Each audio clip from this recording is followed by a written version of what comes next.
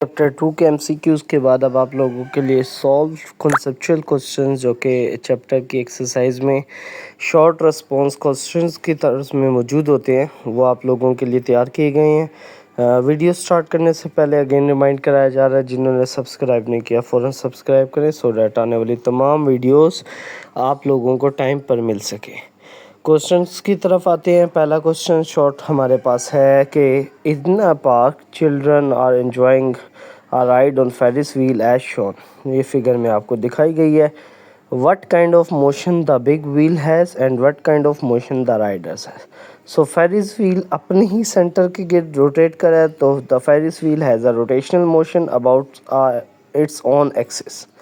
और राइडर, क्योंकि राइडर अपने सेंटर में नहीं बल्कि वो फेरिस व्हील के सेंटर के गिर्द घूम रही हैं, तो rider undergo uniform circular motion at constant speed if angular velocity is constant. ये आपने ज़रूर मेंशन करना है कि अगर झूले की स्पीड कांस्टेंट है तो जो राइडर है वो यूनिफॉर्म सर्कुलर मोशन में और सिंपली सर्कुलर मोशन में मूव करेंगे। बात हो गई क्वेश्चन का आंसर, लेकिन अब इस क्वेश्चन में 3/3 मार्क्स लेने के लिए एडिशनल पॉइंट्स आपने लिखनी है, बात लिखनी है। वेलोसिटी टेंजेंशियल होती है और एक्सेलरेशन सेंट्रीपिटल होता है। एक्सेलरेशन इज सेंट्रीपिटल और उसकी वैल्यू होगी a is equals to v²/r और डायरेक्टेड होगा इनवर्ट। नेक्स्ट अपेरेंट वेट आप लिख सकते हैं। ये एक आपके कोर्स से एडिशनल बात है, जस्ट इसको अंडरस्टैंड कर लें कि जो वेट आपके राइडर फील करेगा वो चेंज हो रहा होगा। अपेरेंट वेट वेरीज होगा। इक्वेशन होगी n is equals to m plus g m into g plus minus v²/r। So rider जो टॉप पे होगा वो लाइटर फील करेगा, अपने आप को हल्का फील करेगा, और जब पे बॉटम पे वो हैवियर फील करेगा। क्वेश्चन नंबर 2 है, a boy moves for some time, give 2 situations in which the displacement is 0 but the cover distance is not 0। तो फर्स्ट इसकी एग्जांपल या इसकी कंडीशन है, a boy walks 300 meter east and return to 300 meter west. यानी वो 300 metre right side पे गया और 300 मीटर वापस आया, तो वो अपने स्टार्टिंग पॉइंट पे पहुंच गया। डिस्टेंस तो इसमें 600 मीटर कवर होगा, लेकिन डिस्प्लेसमेंट 0 होगा क्योंकि स्टार्टिंग पॉइंट और एंडिंग पॉइंट दोनों सेम है। एग्जाम्पल 2 है, लैप ऑफ 400 मीटर ट्रैक। ये आपकी बुक में भी दिया हुआ है कि जो 400 मीटर का सर्कुलर ट्रैक है, एक सर्कुलर लैप है जिसका डिस्टेंस हो गया 400 मीटर एंड डिस्प्लेसमेंट होगा 0 because in close path displacement is always equal to 0 while distance equals to the path length. Question number 3 है आपके पास, a stone tied to string is whirling in circle, what is the direction of its velocity at any instant। ये first question में भी थोड़ा मैंने idea दे दिया है कि एक पत्थर को आपने धागे के साथ बांध के गोल घुमा रहे हैं, तो अब हमें ये बताना है कि उसकी वेलोसिटी की डायरेक्शन किसी भी वक्त में क्या होगी। Velocity is always tangent to the circular at the instant. यानी वेलोसिटी क्या होती है, हमेशा जिस डायरेक्शन में मूव कर रही होती है उससे स्ट्रेट लाइन की तरफ जाना है।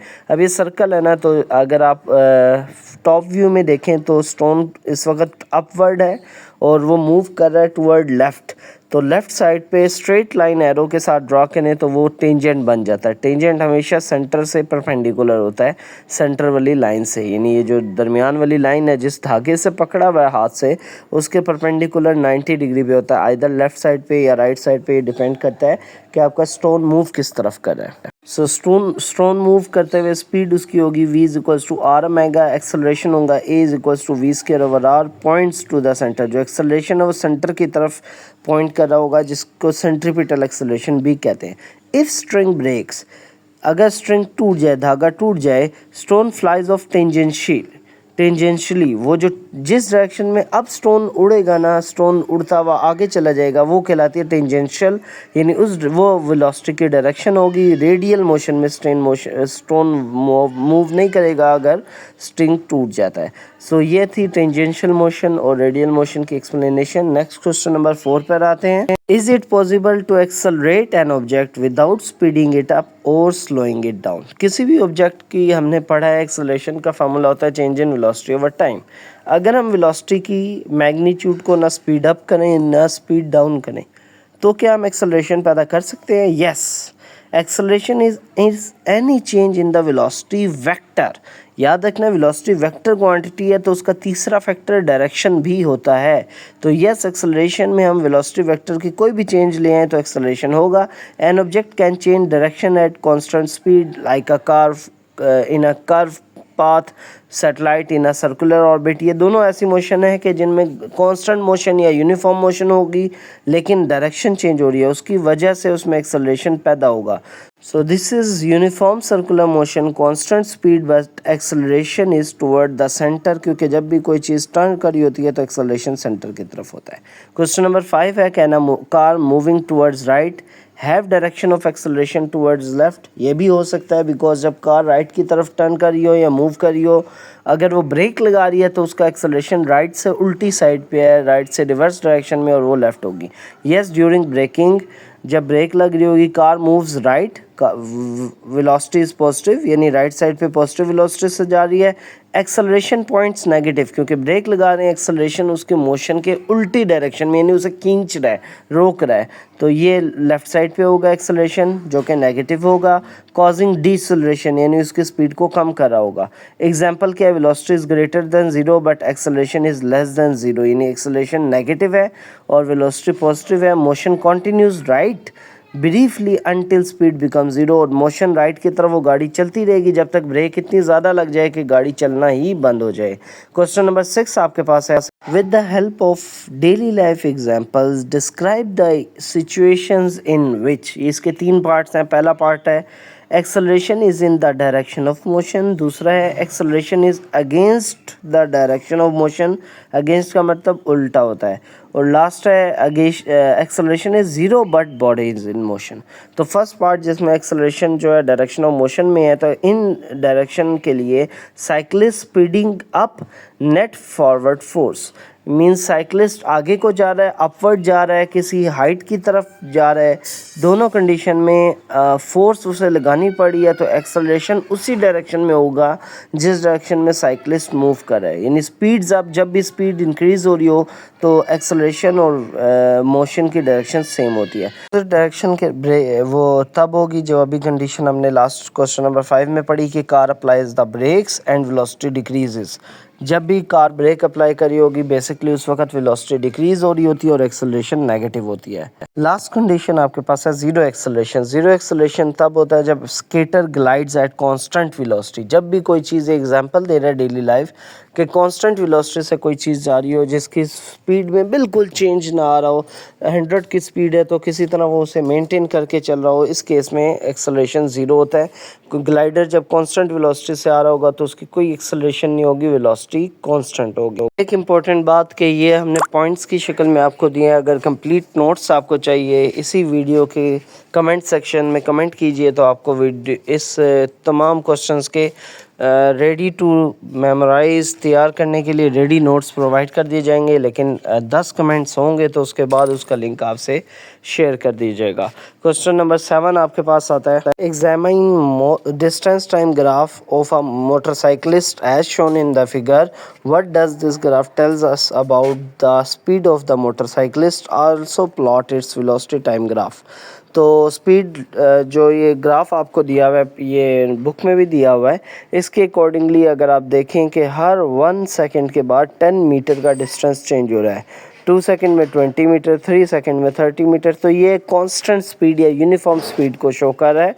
और एग्जांपल इसकी क्या है कि स्लोप बता रही है 60 टोटल डिस्टेंस ट्रैवल हुआ है डिवाइडेड बाय टाइम लगा है 6 सेकंड, तो 10 मीटर पर सेकंड इसकी कांस्टेंट स्पीड या ये स्पीड है। Now velocity time graphs is a horizontal line. इसकी वेलोसिटी टाइम ग्राफ एक एक्स एक्सिस के पैरेलल एक लाइन होगी, बिकॉज आप देखें टाइम के लिहाज से स्पीड या वेलोसिटी चेंज नहीं हो रही, उसकी वैल्यू 10 मीटर पर सेकंड ही है। स्ट्रेट एक हॉरिजॉन्टल लाइन होगी और area under the velocity time graph equal होगा डिस्टेंस ट्रैवल्ड की, ये आपने पढ़ा हुआ है। तो अगर इसका ग्राफिकल एक्सप्रेशन आपने देखे हैं, area under the distance time graph जो लास्ट टॉपिक है हमारे इस चैप्टर का, उसकी पहली फिगर देख लें, उसमें आपको ये दिया हुआ है। क्वेश्चन नंबर 8 पर आते हैं, विच controls in the car can produce acceleration और डी एक्सेलरेशन इन इट। तो तीन बेसिकली कंट्रोल्स हैं जो मोशन को चेंज कर सकते हैं। पहला accelerator, it can increase the speed so increases forward acceleration, increase कर सकता है एक्सेलरेशन को। ब्रेक प्रोड्यूसेस डी एक्सेलरेशन, क्योंकि when brakes are applied the force will be in the opposite direction और वेलोसिटी डिक्रीज होगी, then it produces D acceleration.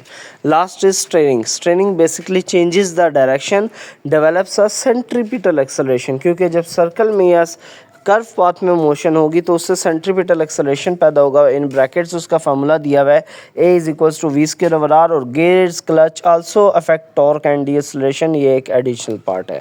Question number 9 है, if 2 stones of 10 kg and 1 kg are dropped from a 1 kilometer high tower, which will hit the ground first and why? Which will hit the ground first, neglect the air resistance, उसमें आपने air resistance को neglect कर देना है।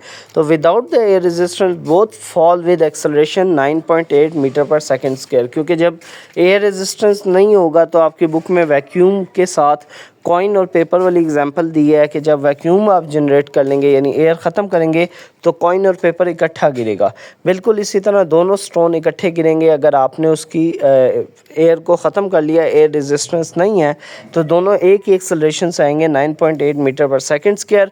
और time to fall यानी गिरने का जो टाइम आपने कैलकुलेट करना है वो आप कैलकुलेट करते सकते हैं इस फार्मूले से, T is equals to square root 2h/g। ये सेकंड इक्वेशन ऑफ मोशन से निकाला हुआ है।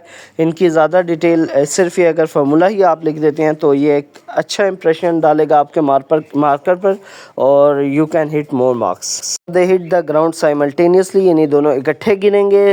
Mess does not affect free fall acceleration, ये हम पढ़ चुके हैं कि मैस से अफेक्ट नहीं होता अगर हमने एयर रेजिस्टेंस को ख़त्म कर दिया। क्वेश्चन नंबर 10 है, 100 gram ball is just release from rest, यानी एक रस से उसे छोड़ा है, and another ball is thrown downward with the velocity of 10 metre per second, यानी एक बॉल को सिर्फ हवा में ऊपर ले जाके छोड़ दिया है और दूसरे को धकेला, उसे नीचे को फेंका गया है।